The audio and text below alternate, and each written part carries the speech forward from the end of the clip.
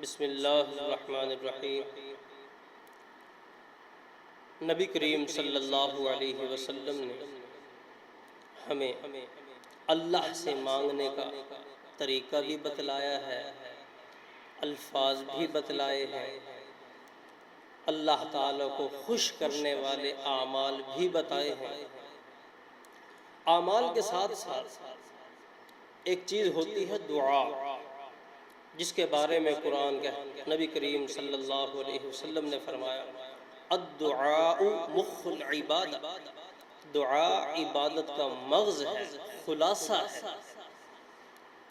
دعا کے آداب یہی ہیں، پہلے اللہ کی تعریف کی جائے، حمد و ثنا کی جائے، نبی کریم صلی اللہ علیہ وسلم پر درود پڑھا جائے، اس لیے کہ ہمارا عقیدہ ہے کہ درود شریف ایسی عبادت ہے جب بھی کی جائے، جہاں بھی کی جائے، یہ قبول ہوتی ہے۔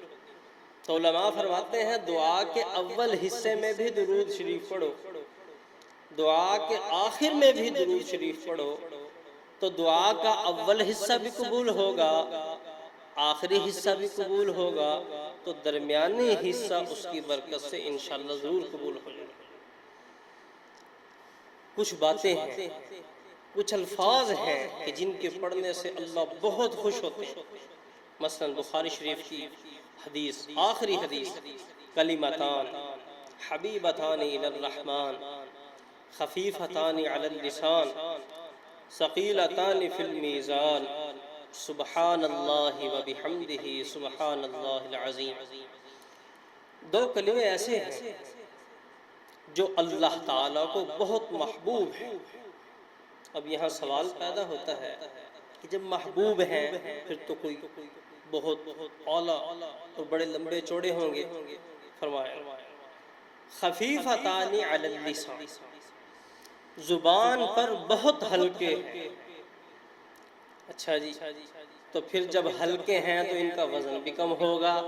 فرمایا ثقیلتان فی المیزان، میزان کے اندر ان کا بہت وزن ہے۔ تو کئی اوصاف ذکر کر کے پھر فرمایا وہ کون سے ہیں؟ سبحان اللہ وبحمدہ سبحان اللہ العظیم۔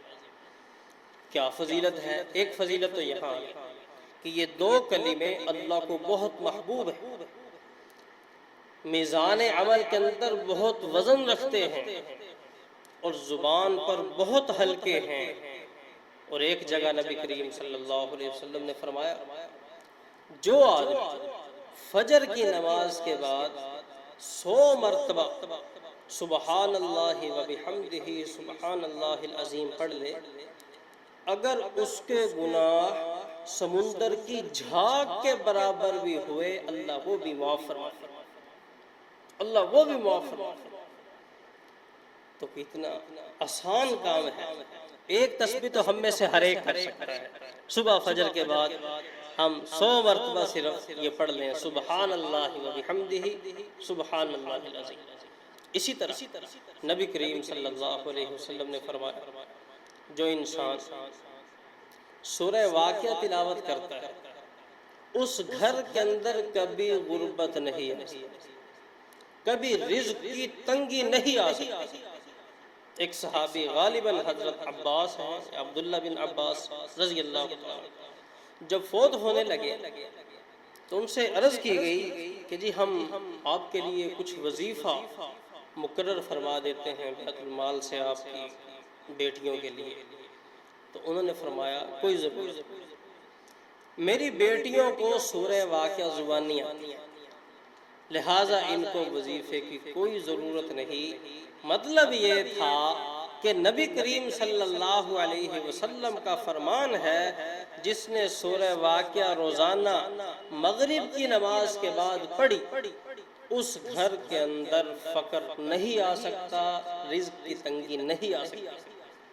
تو جو آج کل حالات ہیں کرونا کی وجہ سے ملک کے، تو ایک پیغام یہ بھی آپ لیں ہمارے چینل کی جانب سے کہ یہ سورت ہر گھر کے اندر پڑھی جائے تاکہ ہر گھر کے اندر خوشحالی آئے، رزق کی تنگی کم ہو۔ نبی کریم صلی اللہ علیہ وسلم نے ایک اور وظیفہ ہمیں دیا فرمایا سورہ الف لام میم سجدہ جو انسان رات کو تلاوت کرتا ہے 70,000 فرشتے اس کی حفاظت کریں گے. سیکیورٹی سے جان چھوٹی، ہاں جی، لمبے چوڑے، ہاں جی، خطرات سے کہ جی پیسے ہیں، چیزیں ہیں، کیا بنے گا، کیا ہوگا.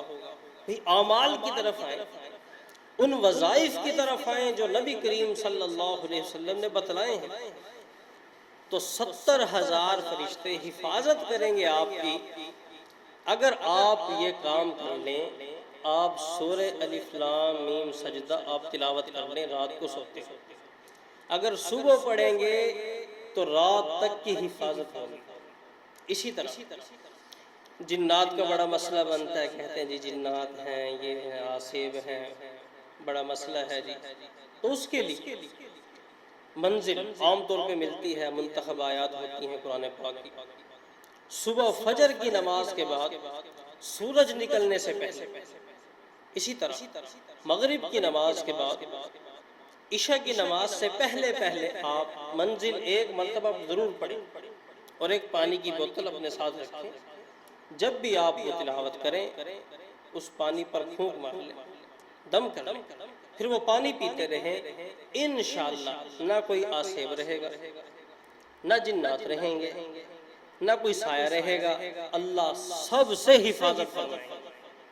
اسی طرح نبی کریم صلی اللہ علیہ وسلم نے فرمایا جو انسان صبح کے وقت 3 مرتبہ یہ دعا پڑھ لے، بسم اللہ الذی لا یضر مع اسمہ شیء فی الارض ولا فی السماء وہو السمیع العلیم، 3 مرتبہ صبح، تو رات تک اس کو کوئی تکلیف نہیں پہنچے. اور اگر رات کو پڑھے گا تو صبح تک اس کی حفاظت کی جائے گی. جب یہ حدیث صحابی بیان کر رہے تھے تو ایک آدمی ان کو گھور گھور کر دیکھ رہا تھا، اس لیے کہ ان کی اپنی لات پر ایکسیڈنٹ ہوا تھا یا چوٹ لگی تھی، جو بھی ہوا تھا چوٹ لگی تھی. تو وہ دیکھ رہا تھا ان کی لات کی طرف کہ پھر آپ کو تکلیف کیسے پہنچی. تو انہوں نے اس کو فرمایا بھائی حدیث سچی ہے، حدیث میں کوئی شک نہیں، لیکن اللہ کی تقدیر غالب آ گئی. وہ اس طرح کہ جس دن مجھے یہ چوٹ لگنا تھی اس دن میں یہ دعا پڑھنا بھول گیا، تو لہٰذا مجھے چوٹ لگ گئی. تو لہٰذا ایک یہ وظیفہ ہے. اسی طرح کوئی بھی آپ کی پریشانی بڑے سے بڑی، حدیث پاک میں ہے 41 مرتبہ سورہ یاسین پڑھیں. یہ بڑا مجرب وظیفہ ہے.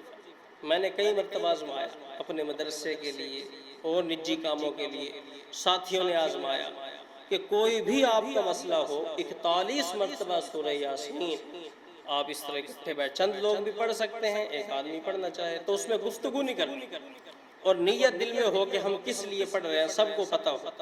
پھر آپ پڑھیں اول آخر درود شریف 41 مرتبہ آپ سورہ یاسین مکمل کریں، آپ کا کام حل ہو جائے. آزمودہ ہے، آزما کے دیکھ لیں. اللہ تعالی ہمیں ان باتوں پر عمل کرنے کی توفیق عطا فرمائے. وما علینا الا البلاغ.